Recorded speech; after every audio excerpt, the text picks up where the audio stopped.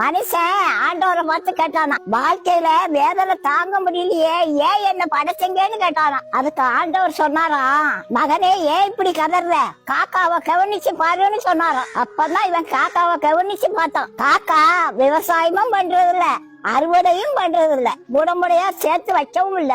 காக்காய்க்கு bank balance 0 தாங்க.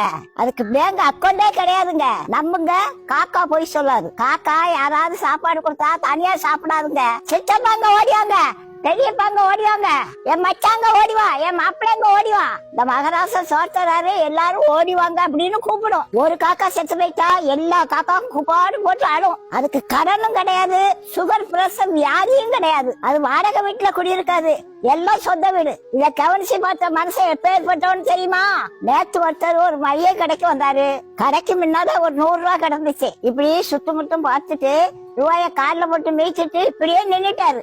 அரை மணி நேரம் இப்படியே பாத்துக்கிட்டே இருந்தாரு. யாரும் பாக்கலன்னு உடனே எடுத்து பாக்கெட்ல வச்சுக்கிட்டாரு. யாரோ கடைக்கு வந்தவங்க விட்டுட்டு போன காசு வராது. இதுதான் மனுஷன். ஒரு தாய் வயிற்றுல பிறந்த அண்ணன் தம்பிங்க சொத்து பிரிக்கும் போது ஒரு வரப்ப விட்டு கொடுக்க அண்ணனுக்கு மனசு இல்ல, வெட்டு குத்து விழுதுங்க.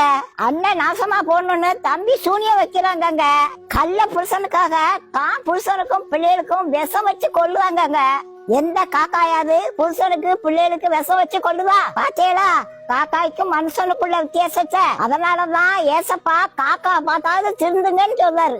காக்கா காலையில கண் முடிச்ச உடனே கர்த்தரை பார்த்து கர்த்தாரே கர்த்தரேன்னு கத்தும். அதுதான் நமக்கு கான்னு கேக்குது. பல மனுஷன் கடவுளை நினைச்சு கூட பாக்குறது இல்ல. படைச்சவர் மேல பாரத்தை வச்சுட்டு ஒழுக்கமா வாழுங்க, வாழ்க்கையே இனிமையா மாறிடுங்க. மனுஷன் வெள்ளையா இருக்கான், அவன் இருதயம் பாலும் கிணறுங்க. காக்கா கருப்புங்க, அது மனசு ரொம்ப வெள்ளைங்க.